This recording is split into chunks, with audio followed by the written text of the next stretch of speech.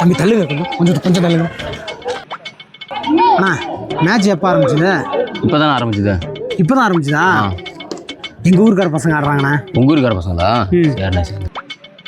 வாடா நல்லா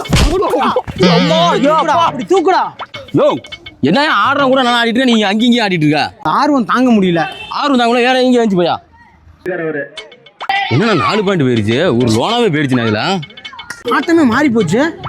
ஏன்டா ஆரம்பத்தில் நல்லா போயிட்டு இருந்த ஆஃப் ரவுண்டுக்கு மேலே ஒரு ஆஃப் அடிக்கிற மாதிரிலாம் ஆடுறானுங்க.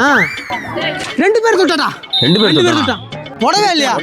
தொட்டுட்டா நீ எப்படியா பாயிண்ட் கொடுக்கலாம்? அப்படியா விசில் ஊதியா? அப்படியா விசில் ஊதுறா? நாங்களே விசிலெல்லாம் ஊதிருக்கோம் தம்பி.